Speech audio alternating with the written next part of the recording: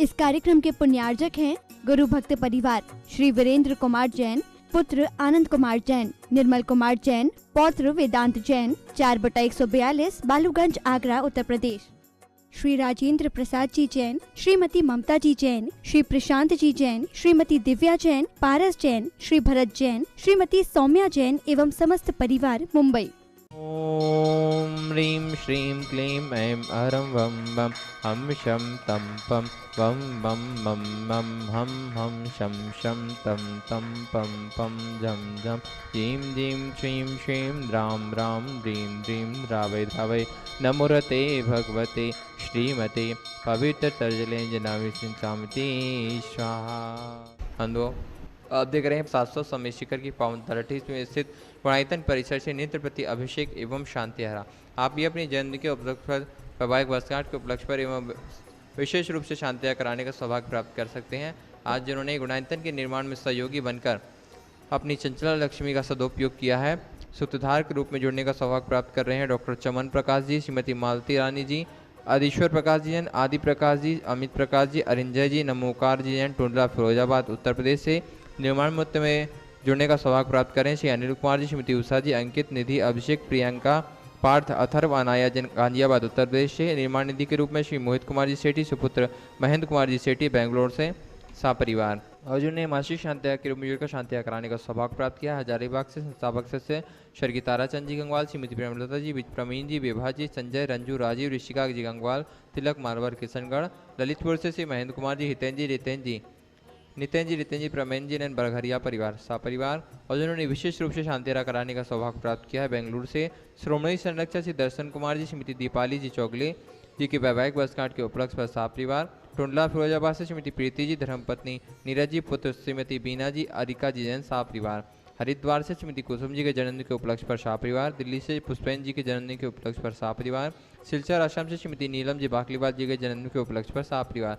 और जिन्होंने सुख शांति समृद्धि की भावना भाई है प्रयागराज से श्री के अग्रवाल, रेणु अग्रवाल, सापरिवार। और जिनकी स्वास्थ्य की मंगल भावना भाई गई है सिलीगुड़ी से डॉक्टर पंकज जी, देहरादून से श्रीमती कमलेश जी, न्यूयॉर्क से श्रीमती विंटा जी पापड़ीवाल, गुवाहाटी कोलकाता से देवर्षि जैन, सापरिवार।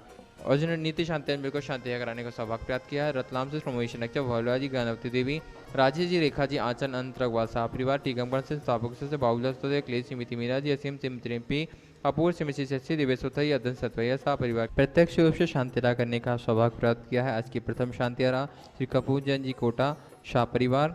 श्री चंद्र कुमार द्वितीय शांतिया करने का सौभाग्य प्राप्त किया श्री चंद्र कुमार जी, श्रीमती मंजू जी सिंगाई, जबलपुर से शाहपरिवार।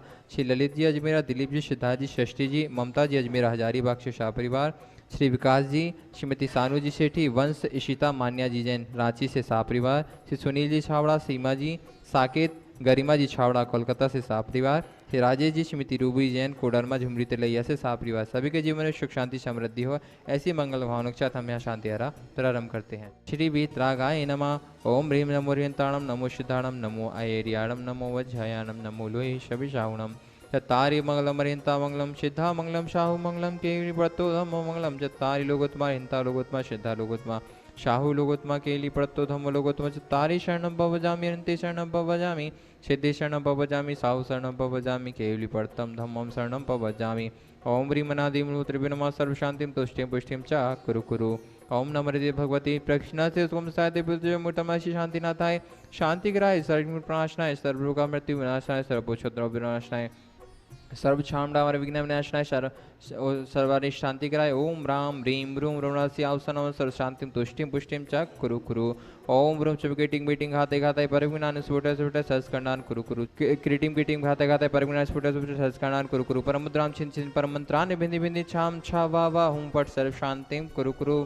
ओम ह्रीं श्रीं क्लीं रमस्यावस अनाहत विद्याय डोमरियंताम रम सर्व शांतिं कुरु कुरु। ओम आह्रीं श्री ह्रीं आहुरुम उहुरुम साहरा जगता विनाशनाय ह्रीं श्री शांतिनाथाय नमः सर्व शांतिं कुरु कुरु। ओम ऋषि शांतिनाथाय अशुक तरु सत्प्रातिहारी मिणताय, अशुक तरु सत्प्रातिहारी शोभन प्रदाय, हमलरु में विजय सर्वदा शांति कराय नमः सर्व शांतिं कुरु कुरु। ओम ऋषि शांतिनाथाय सुरपुष्पश्री सत्प्रातिहारी मिणताय, सुरपुष्पश्री सत्प्रातिहारी शोभन प्रदाय, मामलर में विजय सर्वदा शांति गिराय नमः सर्व शांतिं कुरु कुरु। ओम ऋषि शांतिनाथाय दिव्य ध्वनि शत प्रातिरमणताय, दिव्य ध्वनि शत प्रातिहारी शोभन प्रदाय, मामलों में विजय सर्वतो शांति कराय नमः सर्व शांतिम कुरु कुरु। ओम ऋषि शांतिनाथाय चामरोत्तोलन शतप्रातिरमृताय शामरोत्तोलन शतप्रातिहारे शोभन प्रदाय रमलोल में विजय सर्वतो शांति कराय नमः सर्व शांतिम कुरु कुरु। ओम ऋषि शांतिनाथाय सिंहासन शतप्रातिहारिमृताय सिंहासन शतप्रातिहारे शोभन प्रदाय गमलोल में विजय सर्वतो शांति कराय नमः सर्व शांतिम कुरु कुरु। ओम ऋषि शांतिनाथाय भावमंडल सत्प्रातिरमृताय भावमंडल सत्प्रातिहारी शोभन प्रदाय जमलर में बीजाय सर्वतो शांति कराय नमः सर्व शांतिम कुरु कुरु। ओम ऋषि शांतिनाथाय द्वंद्वभिषद प्रातिहारिमृताय द्वंद्वभिषद प्रातिहारी शोभन प्रदाय शमलर में बीजाय सर्वतो शांति कराय नमः सर्व शांतिम कुरु कुरु। ओम ऋषि शांतिनाथाय छत्तर शत प्रातिहारिमृताय छत्तर शत प्रातिहारी शोभन प्रदाय कमलर में बीजाय सर्वतो शांति कराय नमः सर्व शांतिम कुरु कुरु। ओम ऋषि शांतिनाथाय प्रातिहर शयताय बीजाष्टक मंडन मंडिताय शग्नि सर्वविघ्न शांति कराय नमः सर्व शांतिम कुरु कुरु। ओम ह्रीं हरं नमो जिनानं सर्व शांतिर्भवतु। ओम ह्रीं हरं नमो जिनानं सर्व शांतिर्भवतु। ओम ह्रीं हरं नमो परमोहि जिनानं सर्व शांतिर्भवतु। ओम ह्रीं हरं नमो सबोहि जिनानं सर्व शांतिर्भवतु। ओम ह्रीं हरं नमो तोहि जिनानं सर्व शांतिर्भवतु। तव भक्ति सदा लक्ष्मीपुराजिरे भ्रष्टोपद्रव दारिद्रो भवदव सचक्र प्रचक्रो भरभद्रो प्रचंडी पवनानल जलो भवद्रो साग्नि डाग्नि भूत पिशाच कृतो बदल वृक्ष व्यापर व्यतिरहितो द्रोणानां विनाशनम भवतु। शांतिरस्तु सदास्तु शिवमस्तु सदास्तु जयमस्तु सदास्तु हृदयर्मस्तु सदास्तु। संपूजिकानां प्रतिपालिकानां यतीन्द्र सामान्यतपोधनानां देशस्य राष्ट्रस्य पुरस्य राज्ञा करोतु शान्तिं भगवान् जिनेन्द्र।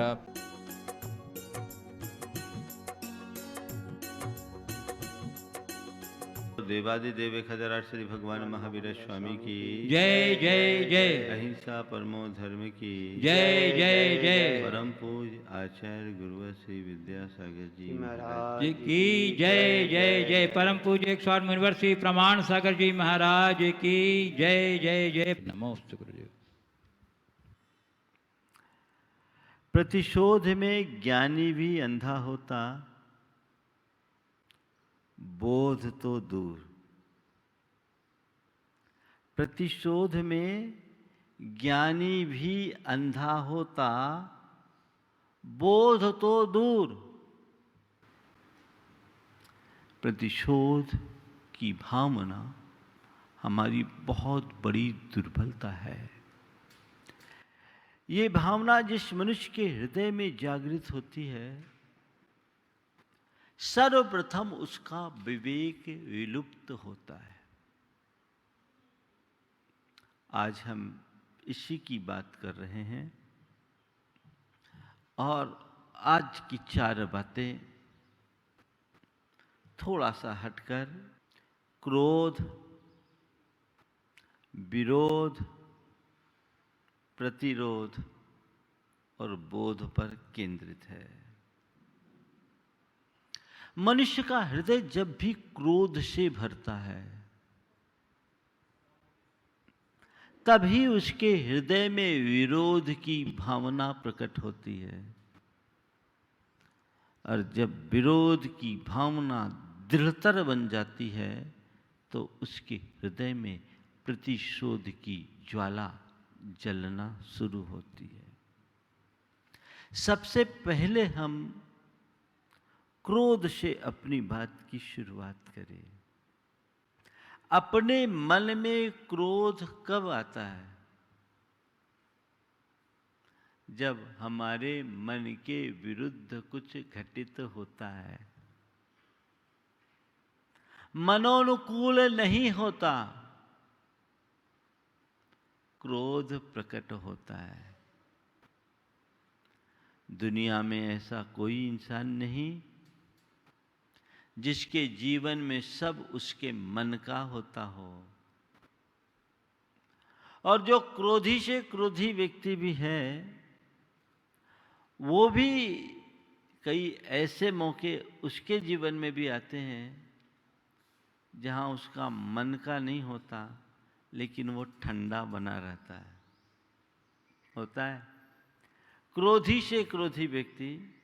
मैंने तो सुना है, और सुना क्या देखा भी है, दुनिया में जो शेर बन के घूमते हैं अपनी घरवाली के आगे भींगी बिल्ली बनते हैं।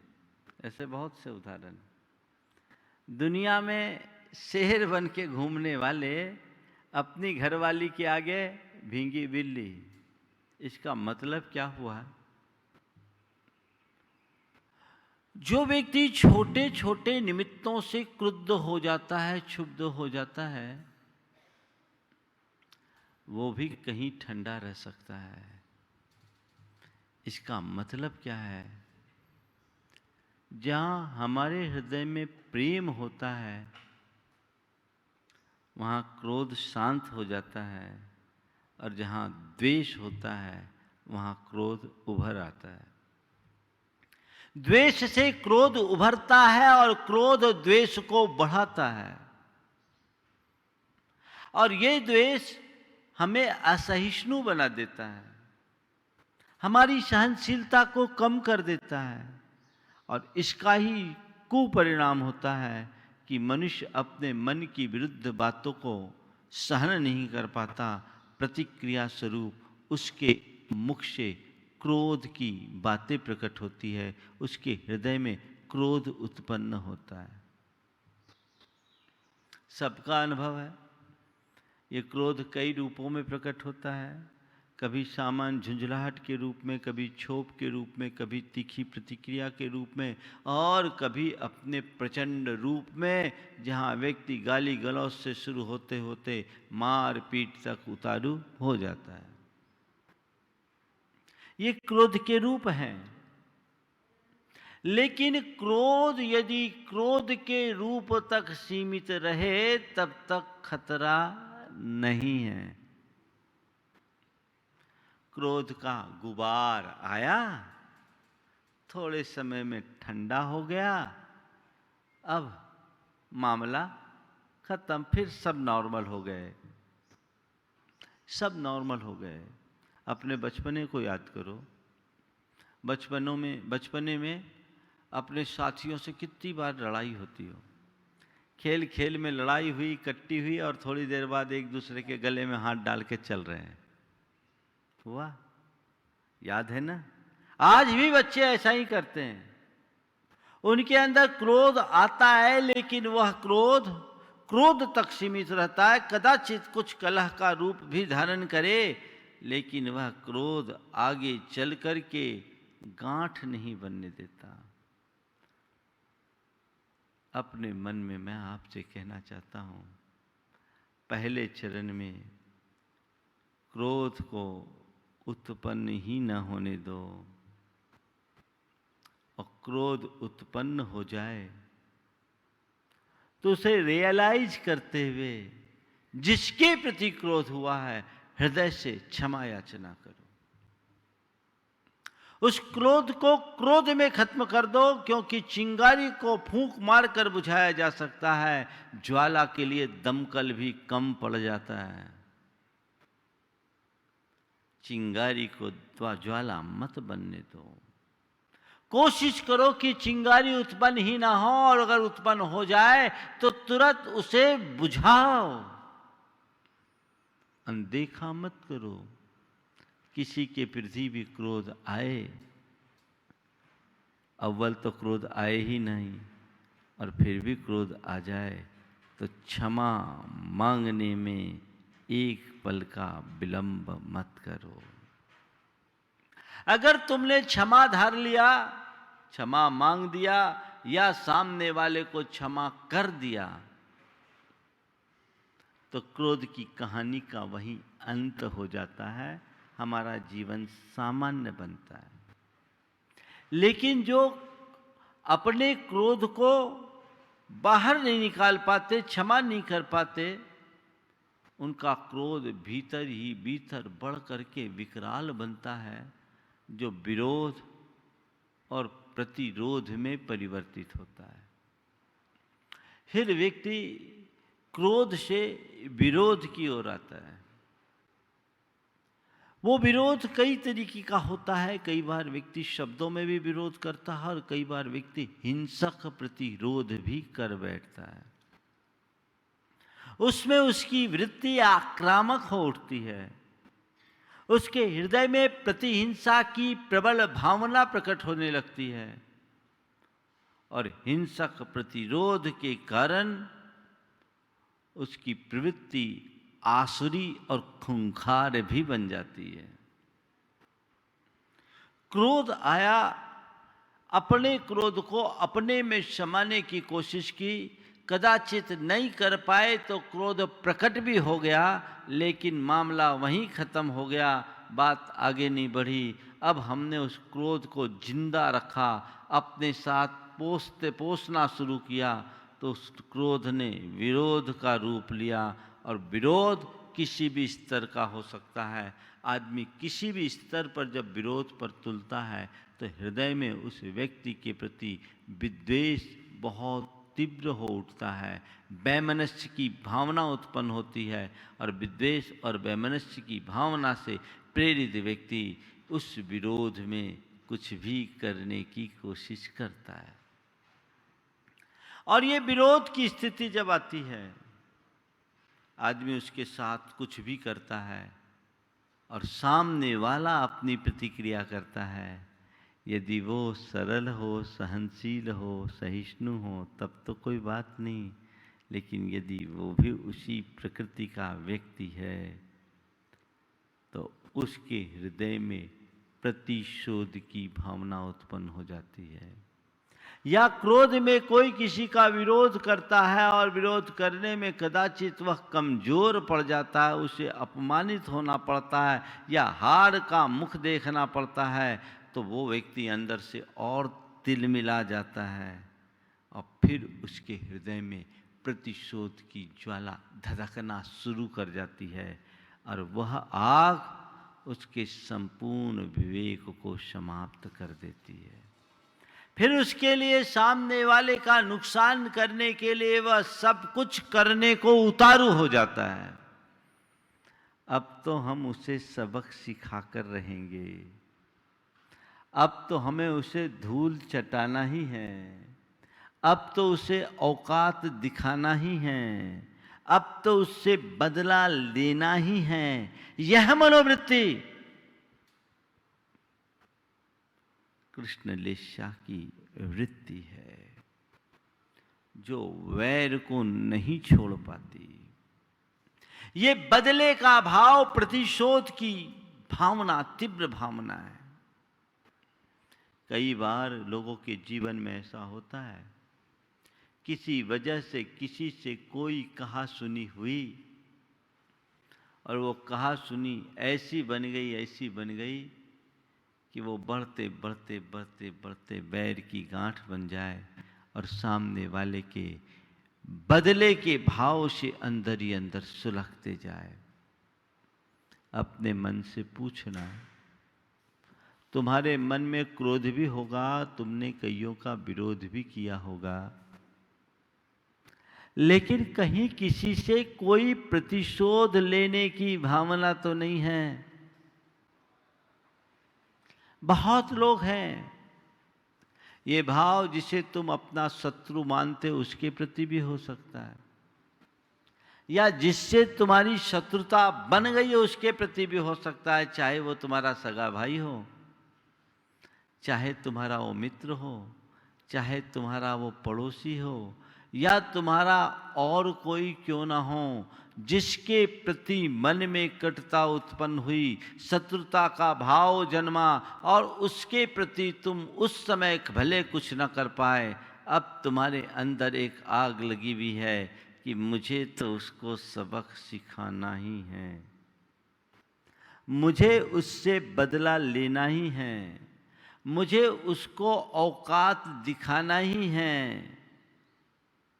अब मैं उसे किसी हालत में छोड़ूंगा नहीं, अब उसकी कभी खैर नहीं। मैं पूछता हूं, अपने मन को सब लोग पलट कर देखो, ऐसा कोई व्यक्ति है तुम्हारे हृदय में जिससे तुम कोई हिसाब किताब करना चाहते हो? हिसाब लगाओ, सबके मन में एक आध तो होंगे ही होंगे। आज आंख बंद करके सोचना, यदि किसी के प्रति प्रतिशोध की भावना तुम्हारे अंदर है ना, तो मैं चाहता हूँ वो हिसाब इसी जन्म में पूरा कर लो। नहीं तो कमठ का उदाहरण हमारे सामने है। 10 भव तक वो अंधा बना फिरता रहा, अपने उस आग को अपने अंदर पालता रहा। उसके जीवन का कैसा पतन हुआ सबके सामने है। तुम्हारे हृदय में भी ऐसी भावना होगी तो न जाने कहाँ जाओगे। इसी समय खत्म करो। तो महाराज क्या करें? जिससे बदला लेना है जाकर के हिसाब किताब पूरा कर ले। आपने अच्छा बता दिया, किसी के प्रति कोई प्रतिशोध की भावना है तो उसे इसी जन्म में ख़त्म कर लो। तो महाराज अब आज आपने सूत्र दे दिया, हम एक पल का विलंब नहीं करेंगे। इसी जन्म में नहीं, आज ही उसका हिसाब चुकता करेंगे और जाके ठोका। ऐसा नहीं, इससे प्रतिशोध शांत नहीं होगा। तुम जाओगे वहां, कुछ नई बात उत्पन्न होगी, तुम्हारी आग और बढ़ेगी और हिंसा और प्रतिहिंसा का ये दौर अंतहीन चलता रहेगा। उसको समाप्त करने का उपाय कुछ नहीं। सामने वाले की गलती को माफ करने की क्षमता अपने भीतर विकसित कर लो। वो आग एकदम ठंडी हो जाएगी। जो भड़कने वाली आग है वो एकदम ठंडी हो जाएगी। और एक बात ध्यान रखना, जब तक तुम्हारे हृदय में बदले की भावना है तुम भी अशांत रहोगे और सामने वाला भी अशांत हो जाएगा। लेकिन जैसे ही तुम्हारे भीतर क्षमा की भावना आएगी तुम्हारा भी हृदय बदलेगा और सामने वाले का भी हृदय बदल जाएगा। इसलिए मैं कहता हूँ, बदला लेने का क्या मजा? मजा तो तब है जब सामने वाले के दिल को बदल डालो। सामने वाले के दिल को बदलो। वो दिल तब बदलेगा जब तुम्हारा दिल बदलेगा। मैं आपको कुछ अनुभव की बातें बताता हूं। 2 मित्र थे। पहले बड़ी प्रगाढ़ मित्रता थी और कहते हैं जिनकी मित्रता अच्छी होती उनकी शत्रुता भी वैसी ही हो जाती, कोई निमित्त होने से। दोनों के मध्य कुछ मिसकम्युनिकेशन हुआ और मिसकम्युनिकेशन के कारण दोनों के बीच कुछ दूरियां हुई, गलतफहमियां बढ़ गई और एक व्यक्ति एक दिन कॉलेज में सार्वजनिक रूप से अपमानित हो गया। वो अपनी गलतियों के कारण अपमानित हुआ। उसने कुछ ऐसी हरकतें कर दी थी जिसके कारण उसे नीचे देखना पड़ा। अब उसके मन में एक ही बात बैठ गई कि हो ना हो ये सब उसका किया धरा है। इसने मुझे नीचा दिखाने के लिए ये कुचक्कर रचा। हकीकत में उस मित्र का उसमें कोई रोल नहीं था। ये बात सही है कि दोनों के मध्य कुछ दूरियां थी, लेकिन इस प्रकरण से उसका कोई लेना देना नहीं था। पर मन में एक बार बात बंध गई, बैठ गई, गांठ बंध गई तो फिर क्या होता है? एक बार मनुष्य के मन में किसी के प्रति कोई पूर्वाग्रह बैठ जाता है तो उसके अच्छाई में भी बुराइयां ही दिखती है। व्यक्ति फिर वैसा ही वैसा देखना शुरू करता है। अब ये इसके मन में गांठ बंध गई और उसने तय कर लिया, अब इसका बदला लेकर के छोड़ूंगा, अब उसका बदला लेकर के ही छोड़ूंगा। और उसने बदला लेने के लिए अपने इलाके के कुछ बदमाशों की संगति की। बदमाशों की संगति में आया और उसने तय किया कि इस व्यक्ति को तो अब ठिकाने लगाना ही है, किसी भी तरीके से इसे ठिकाना लगाना है। और वो जब बदमाशों की संगति की तो उसकी आदतें भी बिगड़ी, एक ग्रुप बन गया और उसने तय कर लिया कि जिस दिन मौका मिले उससे हम ठिकाने लगाएंगे। लंबा समय बीत गया। यह बात उस मित्र के जिसके विरुद्ध ये सब चल रहा था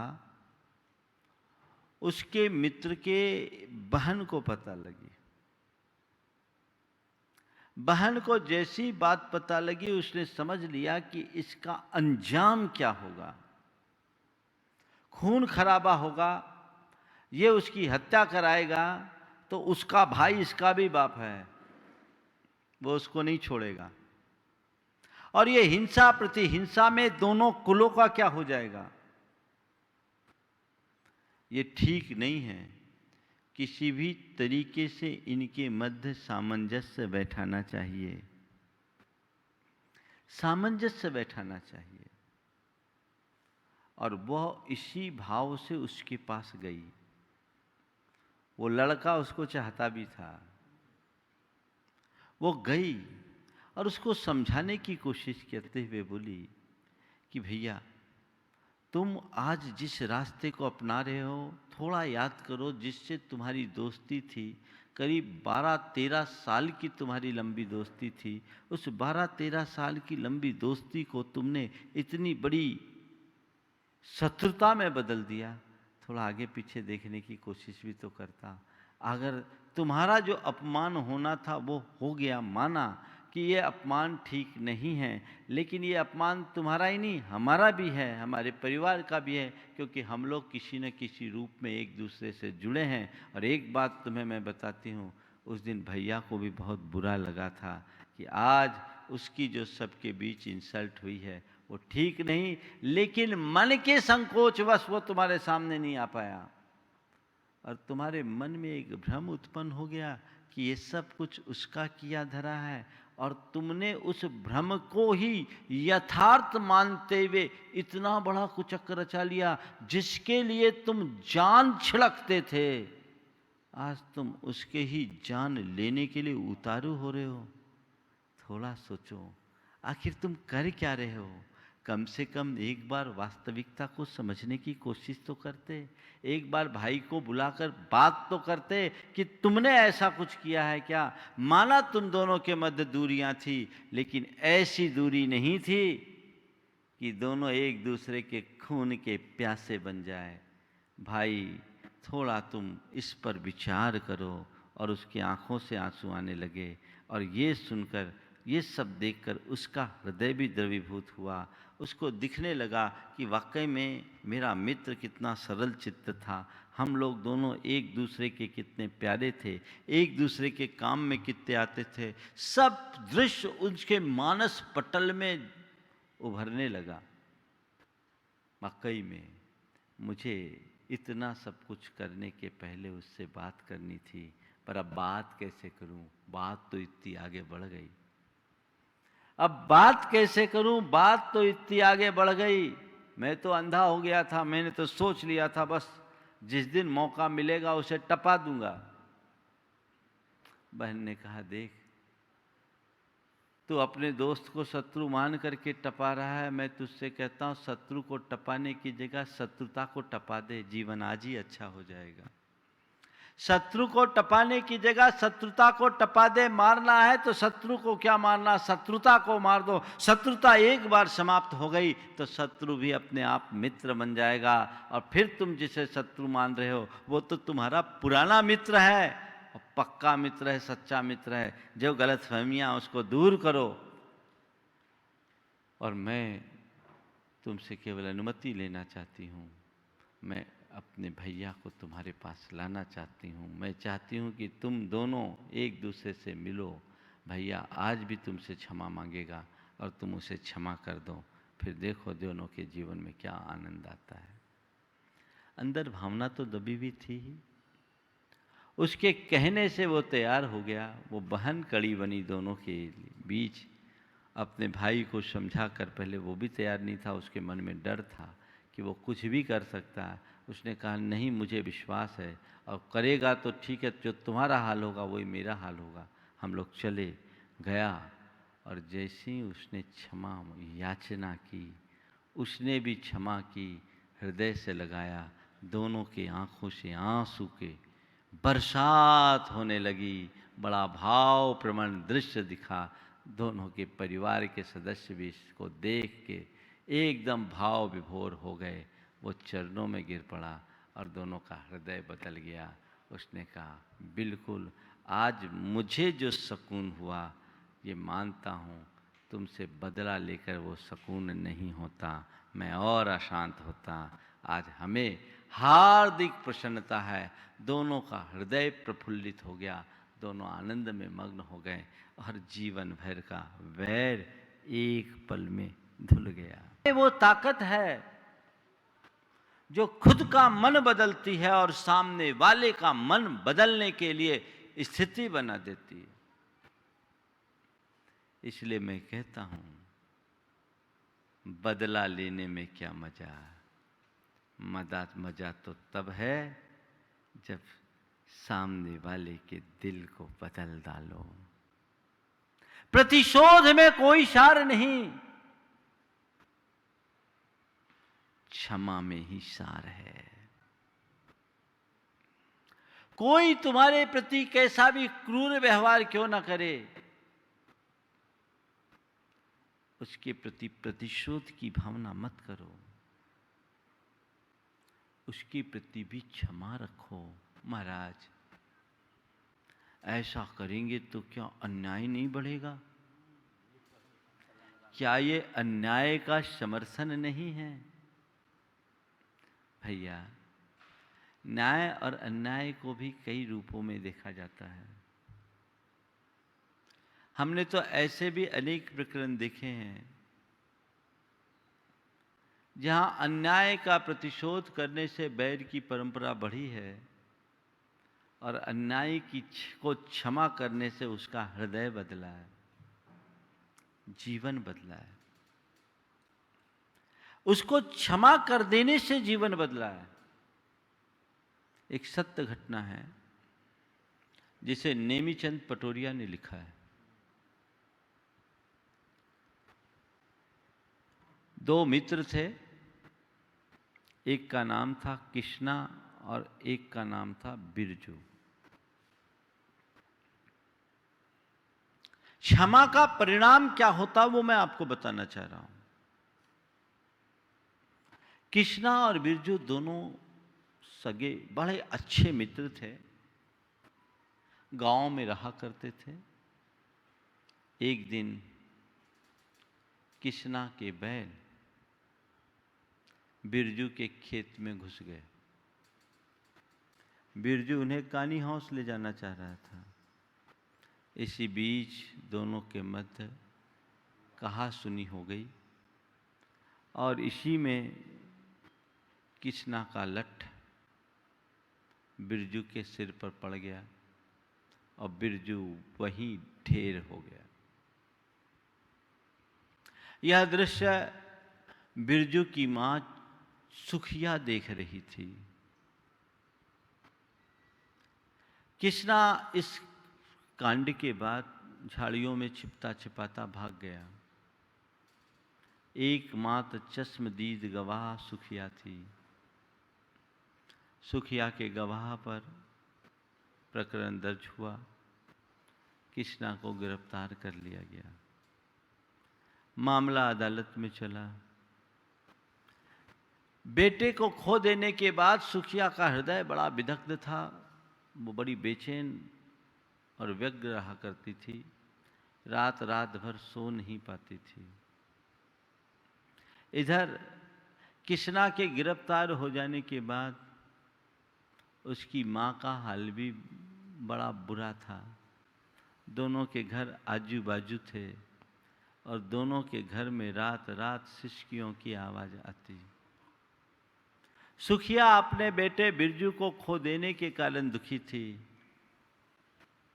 और कृष्णा की मां कृष्णा की भावी सजा की कल्पना मात्र से दुखी थी। एक रोज रात कृष्णा की बिरजू सुखिया को कृष्णा की मां की रुदन की आवाज सुनाई पड़ी। उसे सुनने के बाद वह एकदम स्थिर हो गई। आसमान को देखकर बुदबुदाई और मन ही मन कुछ संकल्प लेकर स्थिर हो गई। कुछ दिन बाद उसका फैसला होना था और कृष्णा की, सुखिया की अंतिम गवाही थी। वो अदालत में गई। अदालत का पूरा परिसर खचाखच भरा था। कटघरे में कृष्णा था। सुखिया से जब गवाह देने की बात की गई तो सुखिया ने कहा, मुझे नहीं मालूम मेरे बेटे बिरजू को किसने मारा। मुझे नहीं मालूम बेटे को बिरजू को किसने मारा, पर वो कृष्णा नहीं था, क्योंकि मारने वाला पैजामा पहना था। कृष्णा कभी पैजामा नहीं पहनता। मारने वाला पैजामा पहना था, कृष्णा कभी पैजामा नहीं पहनता। सब लोग स्तब्ध है। वकील का चेहरा उतर गया। पुलिस का केस बिगड़ा जा रहा था, उसे उसके पुराने बयान पढ़ के सुनाए गए। सुखिया ने अत्यंत दृढ़ता भरे शब्दों में कहा, मुझे नहीं मालूम उस समय मैंने क्या कहा था। उस समय मेरा मानसिक संतुलन बिगड़ा हुआ था। मैंने अभी जो कहा वो बात सच्ची है। क्या था? पूरा केस पलट गया। पूरा केस पलट गया और कृष्णा को वाइज्जत बरी कर दिया गया। सुखिया अदालत परिसर से जब बाहर आई, लोगों ने उसे घेर लिया कि तुमने अचानक अपना ये बयान क्यों पलटा, अपनी गवाही क्यों बदली, आखिर क्या बात, ऐसा क्यों किया? सुखिया ने कहा कि बेटे के खोने पर माँ का जिया कितना टूक होता है, इसे केवल एक माँ ही जानती है। मेरा बेटा बिरजू चला गया, वो लौट के नहीं आएगा। लेकिन मैं सोच रही थी कि मेरे बयान से अगर कृष्णा को भी बड़ी सजा मिल गई, फांसी हो गई, तो एक दूसरी माँ का भी सहारा छिन जाएगा। बिरजू चला गया। मैं जानती हूँ कि कृष्णा ने मारा भी तो इरादतन नहीं मारा। ये जवानी के जोश में लट्ठ घूम गए सो लग गया। एक संयोग था। पिछले बरस मैंने कथा में सुना था कि किसी को जीवन बचाने से बड़ा कोई धर्म नहीं है। मेरा क्या था, जीवन का बड़ा भाग बीत गया। अब मैं अपने बेटे बिरजू की यादों में ही शेष को बिता लूँगी। इसलिए मैंने सोचा कि अब जीवन में कुछ नहीं कर सकूं तो एक जान बचाने का प्राण तो बचा लूँ, एक जान बचाने का पुण्य तो कमा लूँ। मैंने उसे क्षमा कर दिया और इसलिए मैंने अपना बयान पलटा। सुखिया के इस उदारतापूर्ण क्षमा भाव को देखकर सबका हृदय द्रवीभूत हो गया। सभी की आंखों में आंसू बहने लगे और सब उसे माँ माँ माँ माँ कह करके संबोधने लगे, उसके चरणों में गिरने लगे। इसी बीच अदालती औपचारिकताएं पूरी हुई और कृष्णा जेल से छूट करके सीधे आया और सुखिया के चरणों में गिर पड़ा। माँ माँ माँ माँ कह करके पुकारने लगा, माँ मुझे माफ़ करो, माँ मुझे माफ़ करो, माँ मुझे माफ़ करो। बेटा तेरी माँ तेरा इंतजार कर रही है, तू जा अपनी माँ के पास। माँ भूल जा, अब मेरी कोई माँ नहीं, तू ही मेरी माँ है। कृष्णा को तो फांसी लग गया, मैं तो तेरा बिरजू हूँ। जीवन पर्यंत तेरी सेवा करूँगा, तेरी शरण में रहूँगा। तू खाने को देगी तो खाऊँगा, तू बोलेगी तो वो करूँगा, नहीं तो भूखा ही रह जाऊँगा। मैं तेरा दास बन के रहूँगा। एक माँ ने मुझे जन्म दिया पर तूने मुझे जीवन दिया, तू ही मेरी असली माँ है। हृदय पलट गया और सब लोग उसी दिन सुखिया को माँ माँ माँ कहने लगे। बंधुओं, प्रतिशोध का स्वाद तो सबने लिया होगा, लेकिन क्षमा का आनंद बहुत कम अनुभव में आता है। पर जो क्षमा का आनंद है वो अनिर्वचनीय है। अंधे होने से बचो, क्योंकि जब भी हृदय में प्रतिशोध की आग भड़कती है, सबसे पहले हमारा विवेक विलुप्त होता है। उस समय जब मनुष्य के मन में ताव चढ़ता है, होश हवास सब खो जाता है, मरने मिटने को तैयार हो जाता है। ये भूल जाता है कि पड़ोसी के घर में आग लगाएंगे तो उसकी लपटें मेरे घर को भी स्वाहा करेगी। भूल जाता है कि इसके बाद का परिणाम क्या आएगा। मैं अनेक बार जेलों में प्रवचन करने गया, वहाँ के कैदियों से मिला। उसमें बहुत सारे ऐसे अपराधी मिले जो आंसू सभर नेत्रों से कहे कि मैं अंधा हो गया था, मैंने अपराध किया, बदले के भावना से मैंने अपराध किया, किसी ने हत्या की या अन्य इसी तरह के संगीन अपराध किए। उस समय मुझे कुछ समझ में नहीं आया, पागलपन का भूत सा सवार हुआ और मैं इस तरह का अपराध कर लिया। काश उस समय मेरी समझ थोड़ी ठीक होती तो मैं इस तरह की हरकतों से बच जाता। बाद में पश्चाताप होता है। प्रतिशोध आवेश में होता है और उसका अंत पश्चाताप में। जिसके हृदय में इस तरह की भावनाएं होती है वो बड़ा निष्ठुर और क्रूर प्रकृति का हो जाता है। उसके अंदर बड़ा तेज आवेग आता है, विवेक लुंठित हो जाता है।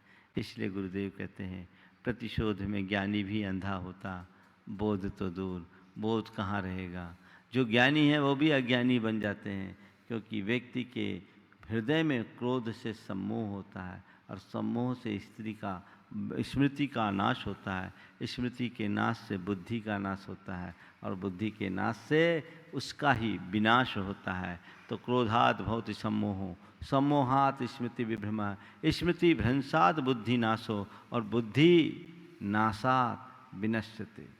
तो बुद्धि के विनाश से व्यक्ति का ही विनाश हो जाता है। अपने जीवन को विनष्ट करने के लिए से बचना चाहते हो, एक सिद्धांत मन में बनाओ, मैं प्रतिशोध का भाव कभी भी न पनपने दूं। हम लोगों के यहाँ क्षमा का कितना महात्म है। साल में एक बार क्षमावानी मनाई जाती है, वो तो औपचारिक क्षमावानी है। हमें तो प्रतिदिन दिन में कम से कम एक बार सुबह और एक बार शाम, 2 बार सबसे क्षमा मांगने की और सबसे क्षमा करने की वृत्ति बढ़ानी चाहिए। सुबह उठो, अपने दिन की शुरुआत करो इस भाव से कि मैं अपने बीते दिन की सभी बुरी स्मृतियों को त्यागता हूँ और मैंने जिस किसी के प्रति भी दुर्व्यवहार किया हो उससे हृदय से क्षमा मांगता हूँ, और मेरे प्रति यदि किसी का कोई कुव्यवहार हुआ है तो मैं उसे हृदय से क्षमा करता हूँ। अब मैं अपने दिन की शुरुआत कर रहा हूँ, नई शुरुआत है और आज के दिन को मैं एक अच्छे दिन की तरह जीऊँगा, अच्छे तरीके से बिताऊँगा। इस संकल्प के साथ अपने दिन की शुरुआत करो और शाम सोने से पहले एक बार फिर सुबह से शाम तक के विचारों को रिकॉल करो और जिस किसी के साथ हमने कुछ कटु व्यवहार किया हो, दिल दुखाया हो, हृदय से उससे क्षमा मांगो और किसी के निमित्त से अगर दिल दुखा है उसे भूल कर नज़रअंदाज करने की क्षमता विकसित करते हुए उसे हृदय से क्षमा कर दो। मन बिल्कुल निर्मल बना रहेगा, हृदय बड़ा सरल बना रहेगा और जीवन आनंद से भरा रहेगा। लेकिन ध्यान रखना, तुम जितनी कटुता बढ़ाओगे जीवन में गांठ बनेगी और जितनी जितनी गांठ बनेगी जीवन उतना छोटा होगा। आप एक धागे को देखिए, धागे में जितनी गांठ लगाओगे धागा छोटा होता है कि नहीं? अनुभव है? धागे में गांठ डालते जाओ, गांठ डालते जाओ, गांठ डालते जाओ, जितनी जितनी गांठ लगेगी धागा उतना छोटा होगा। तुम्हारे जीवन में जितनी गांठें बनेगी तुम्हारा जीवन उतना ही संकीर्ण और क्षुद्र बनेगा। अगर अपने जीवन को ऊंचा उठाना चाहते हो, मन को निर्ग्रंथ बनाओ, मन की सारी गांठें खोल दो। ये पागलपन है, अब तो हम उसे छोड़ेंगे नहीं, ये भाषा मन में कभी नहीं आनी चाहिए। हम उसे छोड़ेंगे नहीं, हम उसे छोड़ेंगे और उसके साथ प्रेम पूर्ण संबंध बनाने की कोशिश करेंगे। कदाचित मेरे प्रेम पूर्ण संबंध न भी बने तो मैं द्वेषपूर्ण संबंधों को पनपने नहीं दूंगा। मन में ऐसा संकल्प लेना चाहिए, इसी से अंदर का बोध जगेगा। और आत्मबोध जब जगता है तभी ये विरोध और प्रतिशोध की भावना शांत होती है। हमें हमेशा अपने स्वरूप के बारे में विचार करना चाहिए। पुराणों की उन कथाओं को सामने रख करके देखना चाहिए कि ये वैर की संतति कितने जन्मों तक पीछा करती है। हम किसी से बैर विरोध रख कर क्या पाएंगे। कोशिश करें किसी से झगड़ा ही ना हो, और झगड़ा हो तो उसे यहीं जितनी जल्दी संभव है उतनी जल्दी उसे निपटा लेने की कोशिश करें, जिससे हम अपना जीवन आनंद के साथ बिता सके। क्योंकि किसी का भी वैर कभी भी भयावह बन सकता है। किसी का भी बैर कभी भी भयावह बन सकता है। यदि उसके हृदय में प्रतिशोध की भावना है तो वो मुझ पर हमलावर हो सकता है, और मेरे मन में प्रतिशोध की भावना होगी तो मैं भी अपने परिणाम बिगाड़ कर कुछ भी नियंत्रणहीन कृत्य कर सकता हूँ, कुछ भी हो सकता है। देखो प्रतिशोध में व्यक्ति क्या करता है। मैं एक ऐसे व्यक्ति को जानता हूँ, मैंने एक घटना आपको बता रहा हूँ, बड़ी दुर्दांत घटना है, लोमहर्षक घटना, कि प्रतिशोध की भावना मनुष्य को कहाँ पहुँचा देती है। एक बड़ा व्यापारी था, उसका भारत के कई बड़े शहरों में कारोबार, लंबा चौड़ा कारोबार, हजारों करोड़ का धनी, और कभी यहाँ कभी वहाँ, कभी यहाँ कभी वहाँ, उसके एक पैर समझो फ्लाइट पर ही होते थे। उसने व्यापार कारोबार तो बढ़ाया, और आपके जाकर के बच्चे बाहर पढ़ रहे हैं, घर में पत्नी है और एक नौकर। ये सप्ताह में एक आध दिन ही घर रह पाता था, अक्सर बाहर रहता था। पति के बाहर रहने के कारण पत्नी की निकटता नौकर से हो गई। पत्नी की निकटता नौकर से हो गई, और पति यद्यपि इन सब बातों से अनभिज्ञ था, लेकिन किसी के माध्यम से उसे मालूम पड़ा। एक दिन उसने अपनी धर्मपत्नी से कह दिया कि तुम्हारी ये निकटता अच्छी नहीं, तुम्हें इसे ठीक करना चाहिए, और यदि ऐसा नहीं करती तो मैं नौकर को निकाल देता हूँ। उसने नौकर को निकाल दिया। पत्नी उस समय तो कुछ नहीं बोल पाई। नौकर को निकाल दिया, लेकिन ये बात उसे अच्छी नहीं लगी। उसे लगा कि मेरा पति मेरे निजी जीवन में अब दखल देने लगा। देखो कैसी सोच होती है। नौकर को पति ने निकाला और पति तो बाहर चला गया। पत्नी ने एक दिन चुपचाप से नौकर को बुलाया और एक षड्यंत्र रचा। पति घर में था, रात नौकर आया और उसके पति के 14 टुकड़े कर दिए। पति पत्नी दोनों मिलकर के पति के 14 टुकड़े कर दिए कि मेरी सुखों में ये बाधक बन रहा है, मेरे रहस्य को जानकर ये मुझे और दंडित ना कर ले। मन में प्रतिशोध की भावना, टुकड़े कर दिए, बोरी में भर दिए और एक तरफ घर में ही दबा करके रख दिया। बाद में जब भंडा फूटा, पता लगा कि अपने पति का हत्या करने वाली यही पत्नी है और ये उसका जार है जो उसके साथ देने के लिए किया। दोनों को गिरफ्तार किया गया। जब गिरफ्तार किया गया उसके बाद उस महिला ने कहा, मैं अंधी हो गई थी, मेरा विवेक खो गया था। पति ने जो कहा वो मेरे हित के लिए कहा, पर मेरे अंदर काम का भी भूत सवार था और क्रोध का भी भूत सवार हो गया। मैंने इसे अपना अपमान समझा और अपने निजी जीवन में दखल समझा। मैं नहीं चाहती थी कि मेरे नौकर को अलग किया जाए। मैंने अपने पति को रोका था, पर मेरी सम्मति के बिना उसे हटा दिया। ये मुझे नागवार गुजरा और मैं ये कुकृत्य कर बैठी। जीवन चला गया, बर्बाद हुआ। ये प्रतिशोध। 2 साल पहले की घटना आपने सुनी होगी। बेंगलोर में एक युवक ने अपनी 14 साल की बेटी को उसकी दोस्ती को लेकर समझाया, कुछ डांटा। 14 साल की बेटी को समझाया, डांटा। आप सबको मालूम है, अपने समाज के बीच की घटना है। सारे देश में ये खबर फैली। समझाया हित बुद्धि से, लेकिन वो अबोध बच्ची समझ नहीं पाई। उसके मन में प्रतिशोध के भाव जग गए, कसाय भड़की और अपने ही मित्र के साथ मिलकर उसने अपने ही पिता के टुकड़े किए, उसे पेट्रोल डाल करके जला भी दिया। घटना आपको सबको पता है। ये क्या है? प्रतिशोध ही तो है। किस रूप में कब किस पर कैसा भाव प्रकट हो जाए कहा नहीं जा सकता, क्योंकि क्रोध मनुष्य को हैवान बना देता है। इसलिए बोध रखो, मन का शोधन करो, सोच विचार करके चलो, मन साफ स्वच्छ रखने की कोशिश करो, किसी के प्रति बैर की भावना मत रखो और अपने अभिमान को पुष्ट न करो, क्रोध और क्षोभ अपने अंदर प्रकट न होने दो, तब जीवन अच्छा होता है। बड़े बड़े ज्ञानी भी अंधे हो जाते हैं तो सामान्य बात क्या, हमने पुराणों में ऐसी अनेक कथाएं पढ़ी है कि इस तरह के प्रतिशोध की भावना में साधु जन भी अपनी तपस्या को भ्रष्ट कर बैठते हैं, अपनी तपस्या को भ्रष्ट कर बैठते हैं। लेकिन जिनके अंदर बोध होता है वो हर पल शोध रखते हैं, शांत रखते हैं। तो मन में प्रतिशोध की भावना कभी उत्पन्न न होने दें। सबसे पहली बात तो जीवन को इतना सरल और सात्विक बनाएं कि कभी किसी के साथ कोई कटुता ही ना आए, हमारे प्रेमपूर्ण संबंधों में कभी खलल ना हो। एक बात और ध्यान रखना, हमारे प्रेमपूर्ण संबंधों में खलल तभी आता है जब हमारे बीच किसी अवांछित व्यक्ति का प्रवेश हो जाता है।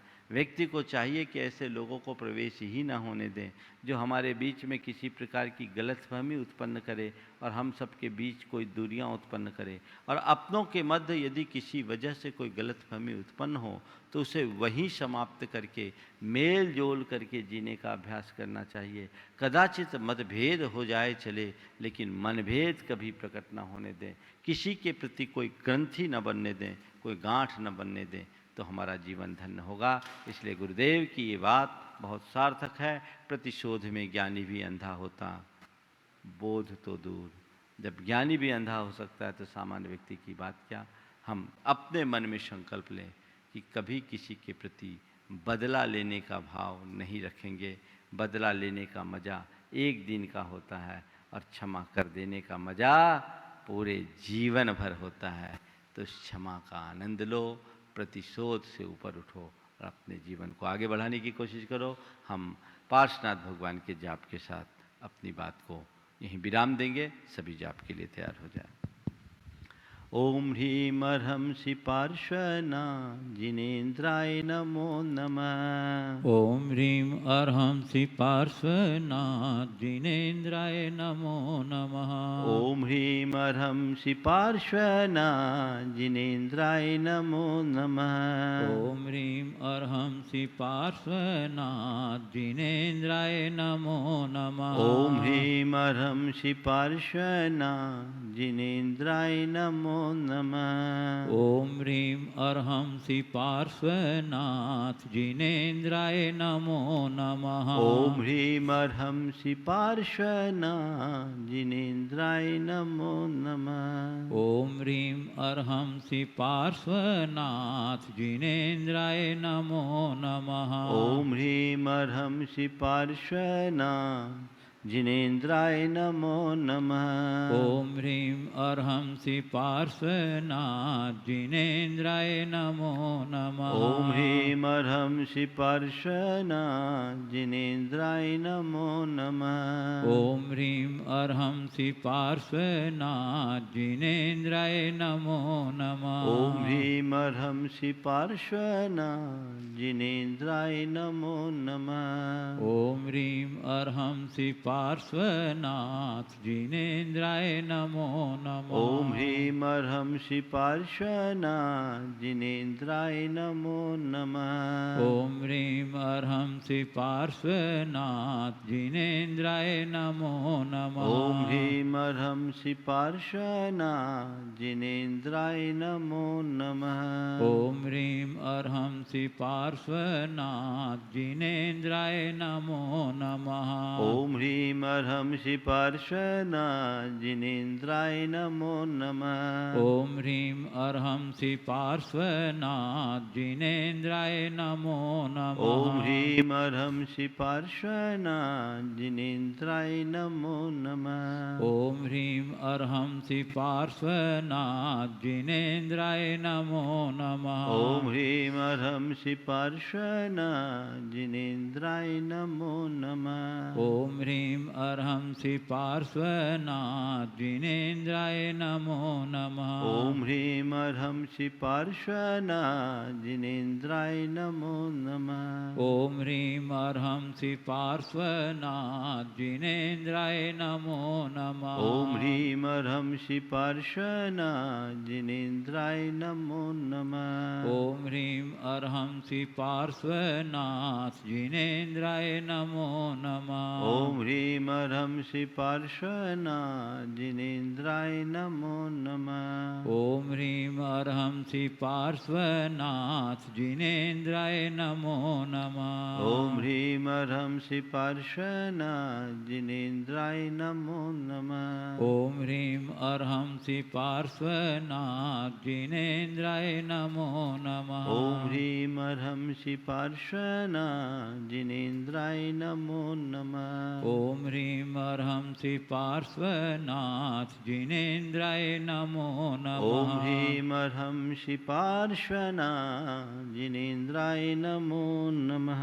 ओम ह्रीं अर्हंसि पार्श्वनाथ जिनेन्द्राय नमो नमः। जय बोलो चिंतामणि श्री पार्श्वनाथ भगवान की, परम पूज्य आचार्य गुरुवर श्री विद्यासागर जी महाराज की। बोलिए परम पूज्य 108 मुनिवर्षी प्रमाण सागर जी महाराज की।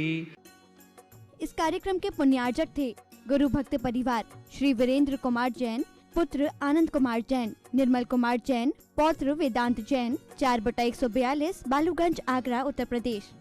श्री राजेंद्र प्रसाद जी जैन, श्रीमती ममता जी जैन, श्री प्रशांत जी जैन, श्रीमती दिव्या जैन, पारस जैन, श्री भरत जैन, श्रीमती सौम्या जैन एवं समस्त परिवार मुंबई।